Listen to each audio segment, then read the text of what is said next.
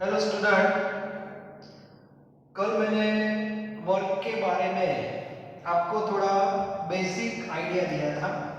What is the meaning of work according to formula that is force into displacement. मतलब आपके पास ऐसी कोई system होनी चाहिए जिसमें फोर्स और डिस्प्लेसमेंट दोनों को आप ऑब्जर्व कर सकते हो।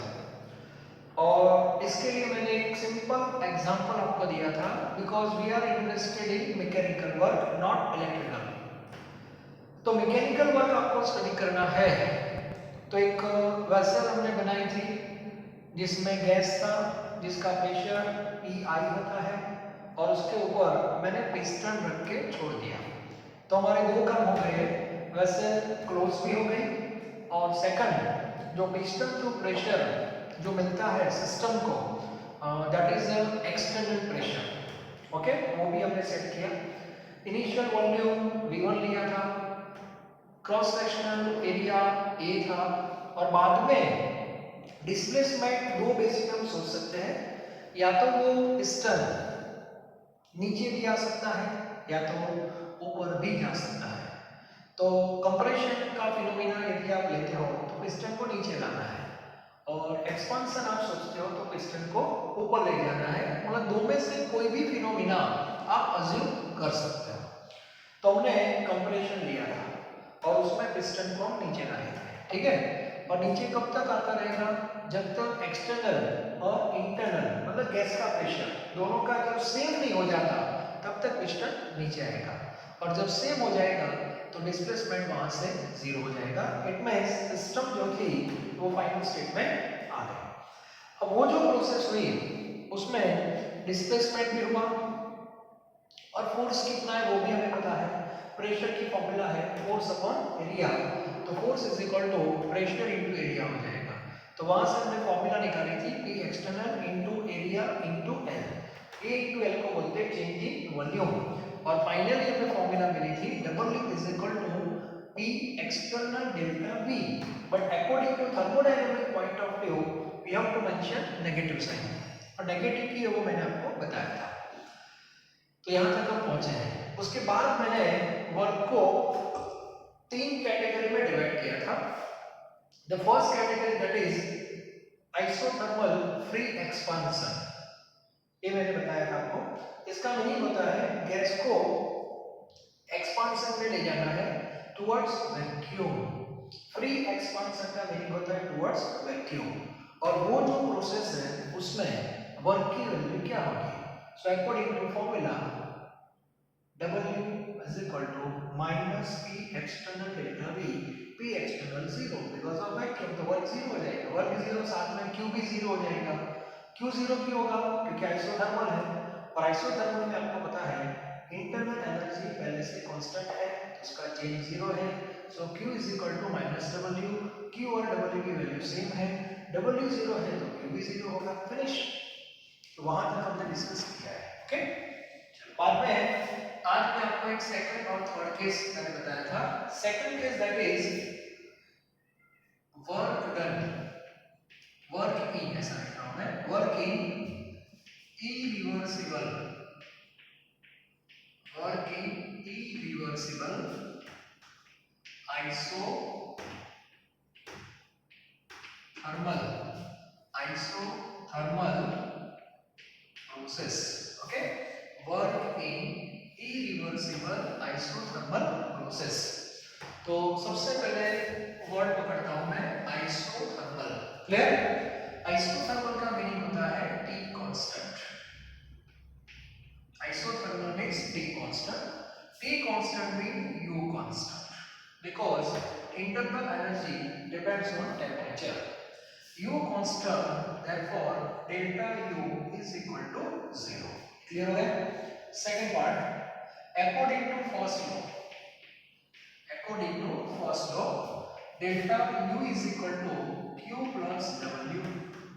Delta U is equal to Q plus W. Here delta U 0, therefore Q plus W is equal to 0. Therefore Q is equal to minus W. ये तो हमने प्रूव कर दिया। तो वर्क और Q दोनों सेम हो गए, ठीक है। अब आगे बढ़ते हैं। अब जो पॉइंट हमारा है इरिवर्सिबल।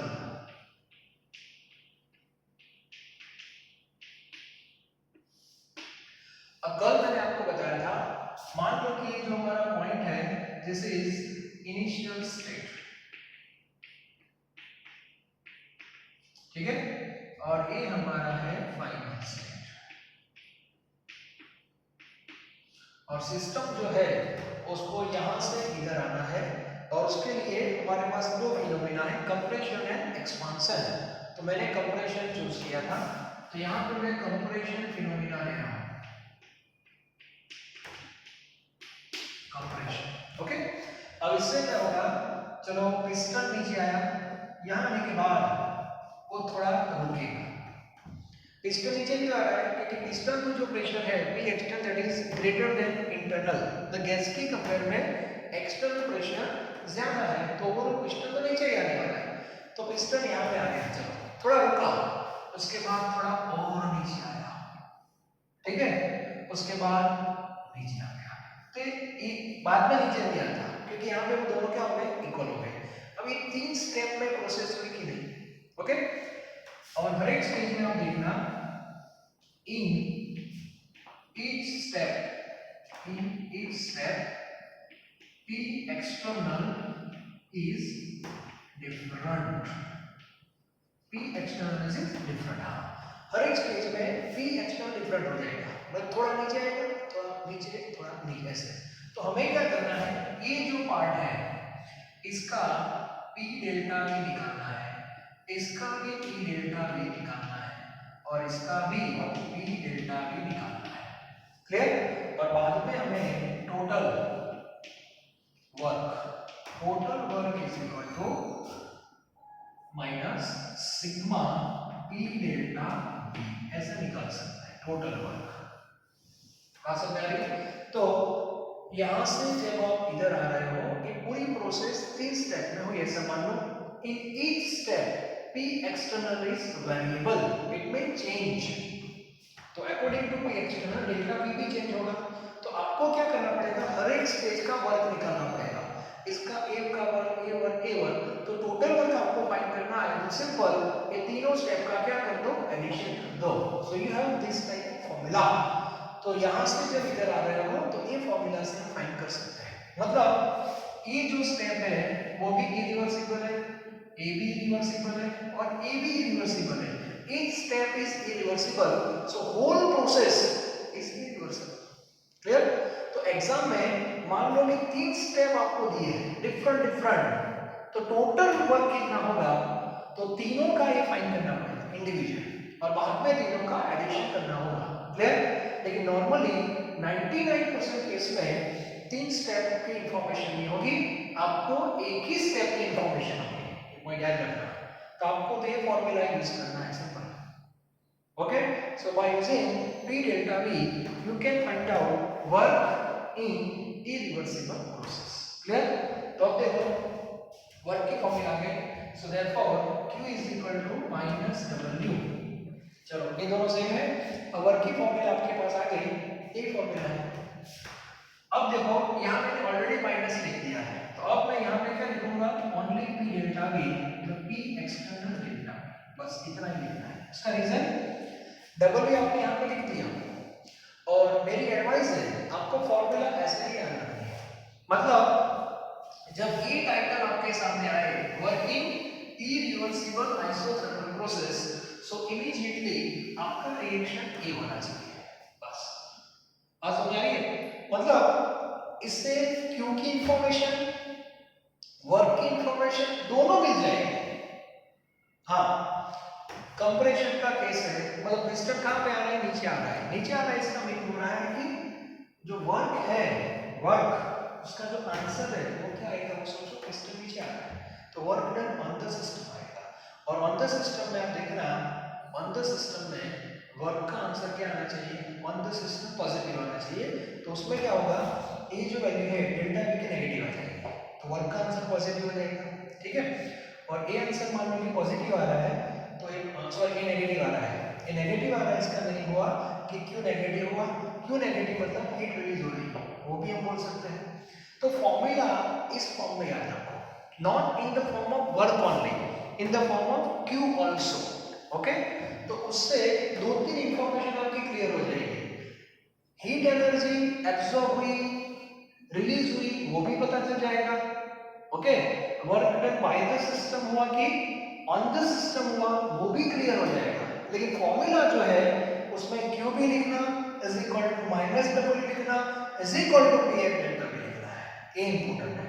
ओके, और इसीलिए सोल्यूशन में आपको थियरी से बता, तो इसका एक अच्छा सा स्क्रीनशॉट निकालो, मोस्ट इंपॉर्टेंट है। ओके, कोई भी एमसीक्यू पॉसिबिलिटी हो ही जाएगा आराम से, कॉन्सेप्ट शुड बी क्लियर। चलो थर्ड स्टेज हम लेते हैं, थर्ड स्टेज, और थर्ड स्टेज जो है that is working reversible isothermal process, reversible isothermal process. चलो इसमें हम क्या करेंगे, तो इसमें एक टर्म तो सेम ही रहेगा, आइसोथर्मल वर्ड मेंशन किया, T constant, clear, U constant, therefore delta U 0, first law delta U is equal to Q plus W, delta U 0, therefore Q plus W 0, therefore Q is equal to minus W। तो इतना जो part है that is fixed, common. Okay, अब यहां से process हो रही है रिवर्सिबल। यस, रिवर्सिबल का मीनिंग होता है कंप्रेशन भी होगा और एक्सपांशन भी होगा, लेकिन दोनों की जो स्पीड है, रेट है, दैट इज डिफरेंट। कंप्रेशन ज्यादा होगा कंपेयर टू एक्सपांशन, तो ओवरऑल प्रोसेस कंप्रेशन होगी। मतलब ऐसे 5 स्टेप पिस्टन नीचे गया ड्यू टू कंप्रेशन और 2 स्टेप वापस ऊपर आए, तो ओवरऑल 3 स्टेप क्या हुआ, कंप्रेशन ही हुआ। हाँ, 5 स्टेप नीचे आया और 6 स्टेप ऊपर गया, तो ओवरऑल एक्सपांशन हुआ। लेकिन अभी हम कंप्रेशन में जा रहे हैं। ओके, मतलब इसमें जो प्रोसेस होने वाली है वो कैसे होगी, तो कल मैंने बताया था, फिर से रिपीट कर रहा हूं। चलो,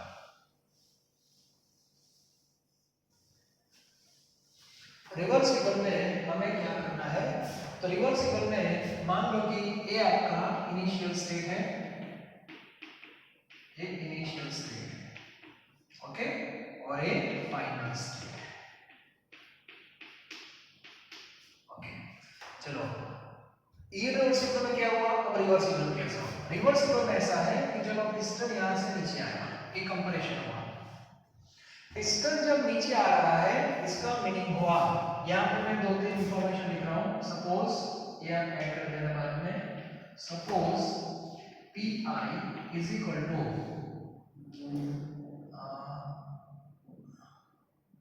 pressure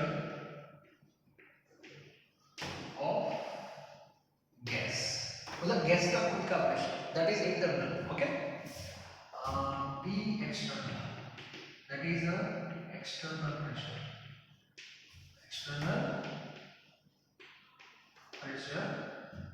external pressure due to piston, okay. चलो, अब पहले पिस्टन नीचे आ रहा है, नीचे आ रहा है मतलब इन केस ऑफ कंप्रेशन। चलो, पहले कंप्रेशन हुआ, देखो अभी नीचे चाहिए, अभी पहले यहां तक किया है, दैट इज कंप्रेशन। कंप्रेशन हुआ, इसका मीनिंग क्या हुआ, कंप्रेशन हुआ मतलब P external greater than P आई, सही है, तभी तो पिस्टन नीचे आया। ओके, अब दोनों को इक्वल करना है मुझे, तो P एक्सटर्नल बड़ा है P आई से, कितना बड़ा है, अप टू dp, dp जितना बड़ा है, मतलब दोनों को इक्वल करना है, तो यहाँ पे dp क्या कर दो, ऐड कर दो। ठीक है, चलो, अब मान लो कि अब यहां तक पिस्टन आया, अब थोड़ा ऊपर गया, थोड़ा, इतना ही ज्यादा नहीं, बस इतना ऊपर गया, ऊपर गया मतलब वो कंप्रेशन है। सो इन केस ऑफ कंप्रेशन, तो कंप्रेशन में क्या हो जाएगा, ये पूरा उल्टा हो जाएगा, मतलब P एक्सटर्नल छोटा हो जाएगा, ऐसे ना, तो ऐसे लिख सकते हैं P एक्सटर्नल ये बड़ा है तो बड़ा उसमें से इतनी वैल्यू क्या कर दो माइनस कर दो, दोनों सेम हो जाएंगे। ओके, तो ऊपर गया मतलब एक कंप्रेशन है और नीचे आया वो सॉरी ऊपर गया वो एक्सपांशन, नीचे आया वो कंप्रेशन है। तो ये जो पार्ट है उसका ये वैल्यू है और इसका है, तो चेंज जो होगा वो इतना ही होगा और ये चेंज बहुत छोटा होता है compare to irreversible process. Irreversible में क्या था, यहां से सिस्टम यहां पे आ गई, बस यहां से डायरेक्ट नीचे गई थी। ओके, तो इतना बड़ा था ये डेल्टा V था, इसमें ए पार्ट को बोलते हैं dV बोलते हैं, small change in volume that is called dV, small change in volume that is dV बोलते हैं। अब आप सोचो, फिर यहां से पिस्टन यहां से नीचे आएगा, फिर वापस ऊपर जाएगा, फिर यहाँ से थोड़ा नीचे आएगा, फिर यहाँ से थोड़ा ऊपर गया, फिर यहाँ से नीचे आएगा, फिर ऊपर, फिर नीचे, फिर ऊपर, तो थोड़े थोड़े डीवी वाइट के नीचे ऊपर ऐसे चलता रहेगा और बाद में यहाँ पे सिस्टोस आ जाएगा, फिर नीचे आएगा, ऊपर नीचे आएगा, ऊपर, सेम प्रोसेस फिनिश। तो यहाँ पे आपको वर्क फाइंड करना है। ओके, तो वो कैसे फाइंड करोगे, so total work find out by integration, इतना याद रखना, यहाँ पे आपको इंटीग्रेशन करना पड़ेगा, बस इतना याद रखना, ज्यादा दिमाग मत चलाओ। ओके, इरिवर्सिबल में डेल्टा V मतलब ये जो चेंज था वो एप्रिसिबल चेंज था हर एक स्टेप का, इसमें तो इतने छोटे छोटे इतने स्टेप्स आ जाएंगे जिसमें चेंज इन वॉल्यूम dV जितना होगा। तो टोटल आपको जब फाइंड करना होता है टोटल पूरी प्रोसेस का, तो उसमें आपको इंटीग्रेशन लेना पड़ेगा। तो अब हम इंटीग्रेशन पे जा रहे हैं। ओके, तो हर एक स्टेज का जो वर्क है उसका फाइनल क्या करेंगे, इंटीग्रेशन। तो वो प्रोसेस हम ले रहे हैं, उससे पहले इतना थोड़ा दिखा दो, पैम्फलेट में सब होगा नोट्स में, लेकिन ये मान लो कि डायग्राम नहीं है क्योंकि आपको तो नोट्स में लिखना ही है। ओके, वो जो मैंने पीडीएफ भेजा है that is not reference material, clear? तो इतना आप ऐड करना, चलो फिर हम इंटीग्रेशन का पढ़ लेते हैं। इंटीग्रेशन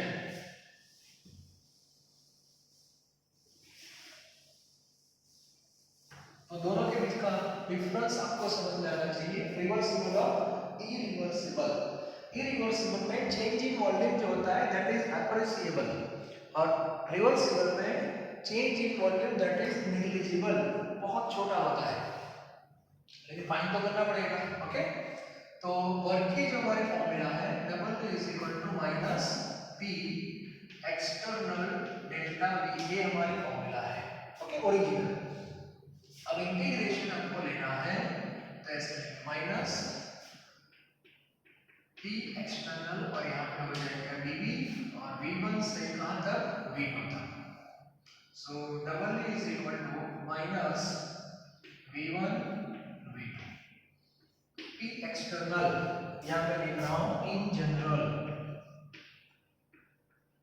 क्योंकि इसमें दोनों फिनोमेना कंसीडर करने पड़ेंगे। तो P external is equal to PI plus और माइनस dP, ऐसा होगा। ओके, तो यहाँ पे P एक्सटर्नल की जगह लिखना है PI प्लस और माइनस dP और यहाँ पे dV। ओके, चलो B ग्रुप वाले टेंशन में मत आ जाना, V1 V2 PI dV work. Sir ये मल्टीप्लिकेशन क्यों नहीं किया, सो dP dV दैट इज 0, मतलब माइनर चेंज और उनका भी प्रोडक्ट वो 0 होता है, बहुत कम होता है। चलो यहाँ पे ये जो V1 by V2 है, PI मतलब प्रेशर ऑफ गैस है, तो इसको ऐसे लिखते हैं PdV W is equal to minus V1 V2 PdV। Okay, चलो ये निकाल देता हूं पूरा, क्लियर होना चाहिए सबका। इंटीग्रेशन है, टेंशन मत लो, आपको फाइनल फॉर्मूला ही याद रखनी है, फिर भी पता होना चाहिए। चलो अब गैस जो है, for gas PV is equal to TB is equal to nRT, ये फॉर्मूला है। Therefore P is equal to nRT by तो P की फॉर्मूला गई, तो P की ये फॉर्मूला आपको यहाँ पर लिखनी है। Therefore W is equal to minus V1 to V2 nRT by V और यहाँ पे dV। Therefore minus nRT V1 V2 1 upon V dV और 1 upon V का इंटीग्रेशन मैथ्स में क्या होता है, फिजिक्स वालों ने बताया होगा, that is log V but natural log that is ln और यहाँ पे लिमिट V1 और V2। चलो आगे बढ़ते हैं। सिंप्लीफिकेशन इस स्टेप में है फॉर सेकंड और third stage. Therefore W is equal to minus nRT clear ln V2 minus ln V1। Therefore W is equal to minus log के रोल सब्ट्रैक्शन में क्या होता है, डिवीजन V2 by V1। फिर log का जो lecture मैंने लिया था उसमें ln को log में कन्वर्ट करना है, माइनस 2.303 nRT यहाँ पे log V2 by V1 ये फॉर्मूला हो गई। ठीक है, अब मैंने आपको बताया था फॉर गैस, गैस में याद रखना प्रेशर और volume both are inversely proportional like molarity and volume. Concentration बढ़ा हमने मोलारिटी एंड वॉल्यूम, वॉल्यूम बढ़ेगा तो कंसंट्रेशन कम हो जाएगा, तो गैस के ऊपर प्रेशर बढ़ेगा तो उसका वॉल्यूम कम हो जाएगा। तो वहां पे आप क्या लिखते थे, mv is equal to k, यहाँ पे pv is equal to k, वहां पे आप m1 p1 is equal to m2 v2 लिखते थे, यहाँ पे हमें p1 v1 is equal to p2 v2 लिखना है। therefore v2 by v1 is equal to v1 by v2। तो जो v1 by v2 है, v2 by v1 इसकी जगह p1 by p2 लिख सकते हैं। सो डबल की दो फॉर्मूला हो जाएगी, minus 2.303 nRT log P1 by P2 ये फॉर्मूला हो जाएगी। क्लियर? तो ये थियोरी भी इंपॉर्टेंट है और इसके न्यूमेरिकल भी इंपॉर्टेंट है। एग्जाम में मेंशन किया होगा कि रिवर्सिबल है कि इरिवर्सिबल है। रिवर्सिबल है तो वर्क आपको ए फॉर्मूला से फाइंड करना है, या तो ए फॉर्मूला से। गैस का वॉल्यूम दिया है इनिशियल एंड फाइनल, तो ए फॉर्मूला। वॉल्यूम की जगह प्रेशर दिया है, तो ये दोनों जो प्रेशर वॉल्यूम है वो गैस के हैं, पिस्टन वाले प्रेशर नहीं। तो रिवर्सिबल में पिस्टन वाला कॉन्सेप्ट है ही नहीं। पिस्टन का प्रेशर जो आता है external, that is a irreversible में फॉर्मूला है, इसमें पूरा वो निकल जाए, देखो फॉर्मूला में कहीं पर भी नहीं है। और यदि प्रोसेस मेंशन नहीं की है कि रिवर्सिबल है कि इरिवर्सिबल है, in that case you have to consider irreversible, ये भी क्लियर होना चाहिए। ओके, तो वर्क की फॉर्मूला हो गई, ये सब प्रूफ है एक्चुअली फॉर्मूला, लेकिन आपको मेनली ये फॉर्मूला याद रखना। ओके, तो एक अच्छा सा स्क्रीनशॉट ले लो। ठीक है, तो तीनों फॉर्मूला मैंने आपको बता दी और तीनों फॉर्मूला का एक बार मैं कंक्लूजन आपको बता देता हूँ, इससे पूरा टॉपिक आपका क्लियर हो जाए।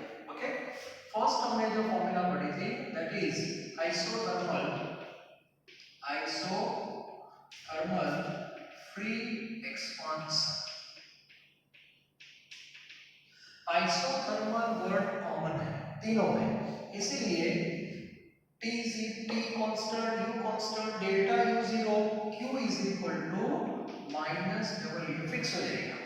और वर्क की फॉर्मूला B एक्सटर्नल डेल्टा भी है लेकिन फ्री है तो ये तो जीरो हो जाएगा, तो Q is equal to minus W is equal to zero. ठीक है, इसके बाद इरिवर्सिबल आइसोथर्मल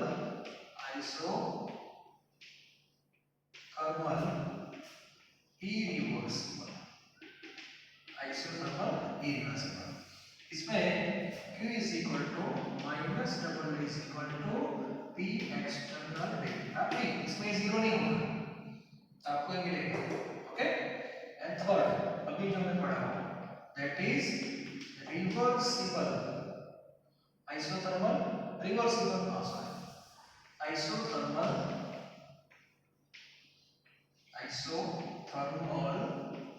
reversible क्लियर। तो इसमें Q is equal to minus W is equal to 2.303 nRT log V2 by V1। Operation के फॉर्म में लिखना हो तो 2.303 nRT log V1 by V2। तो ये तीनों केस आपके क्लियर होने चाहिए। क्लियर। तो ये था आपका चेंजिंग इंटरनल एनर्जी का कॉन्सेप्ट। वर्क की फॉर्मूला गई और वर्क के साथ साथ क्यू भी आ गया। ओके, अब इसके बेस पे तीन क्वेश्चंस इलस्ट्रेशन में है, तीनों के सेपरेट क्वेश्चन है और तीनों की एप्लीकेशन क्या होगी वो पता चल जाएगा। तो सबके पास टेक्स्ट बुक होगी। तो क्वेश्चन नंबर 6.1 हमने किया था। 6.2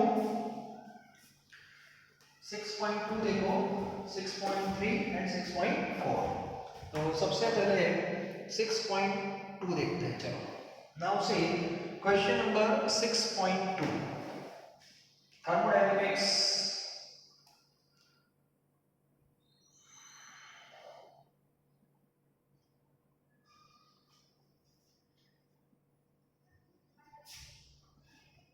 Question number 6.2.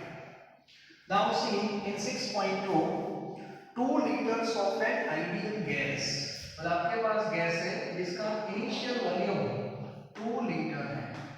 V1 that is 2 liter of an ideal gas at a pressure of 10 atm।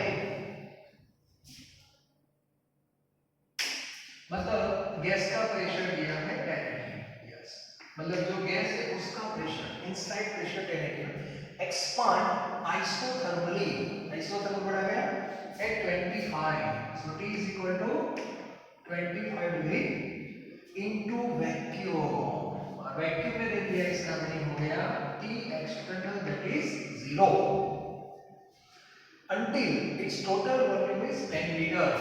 तो V2 हो गया 10 लीटर। मतलब V1 कितना था 2 लीटर और हो गया 10 लीटर। तो 2 से 10 हुआ, मतलब ये एक्सपांशन का केस है। और वैक्यूम में किया मतलब फ्री एक्सपांशन हुआ, P external 0 है। Okay, now question is how much heat is absorbed and how much work is done in this expansion। तो सिंपल है, आइसोथर्मल बढ़ा गया मतलब Q is equal to minus double fix हो गया is equal to P external delta V। यहाँ पे आप माइनस लिखते हो ना तो यहाँ पे नहीं आएगा, इसलिए बोल रहा हूँ। तो P external 0 है तो डेल्टा V तो होगा डिफरेंस, लेकिन P 0 है तो 0 into delta V that is 0। so Q is equal to minus double it is equal to 0। इसका मीनिंग हुआ work done by the system that is 0 and heat absorbed or released by the system that is 0। heat भी 0, work भी 0, result free expansion, सब 0 होते हैं। Clear? Simple question. Okay, now 6.3। अब देखो क्या लिखा है, कंसीडर द सेम एक्सपांशन। तो आगे जो हमने क्वेश्चन पढ़ा वही एक्सपांशन है, लेकिन but this time against a constant external pressure of 1 atm।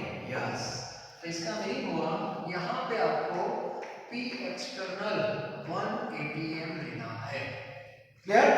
Okay, तो फॉर्मूला और मेंशन नहीं किया रिवर्सिबल है कि रिवर्सिबल, आपको इरिवर्सिबल जाना है। मतलब Q is equal to minus W is equal to P external into delta V। Clear? Formula ऐसे ही लिखनी है, is equal to ये कितना हुआ 1 atm delta V V2 minus V1 that is 10 minus 2 or 8 liter। so 8 into 1 8 atm into liter। और ये जो value है that is P is equal to minus W। इसका मीनिंग होगा ये दो क्वेश्चन आपके पास आ गए। वर्क डन, वर्क की वैल्यू कितनी 8 और Q का आंसर देखो प्लस में है Q का आंसर किसमें आ रहा है? प्लस में, और वर्क का किसमें आएगा? माइनस में। ऐसे होगा ना?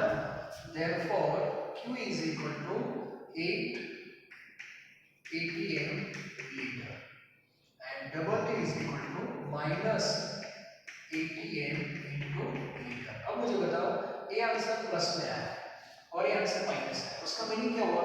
नेगेटिव आंसर है, it means work done by the system is 8 and 8 atm into liter heat absorbed by the system कि पॉजिटिव आंसर है।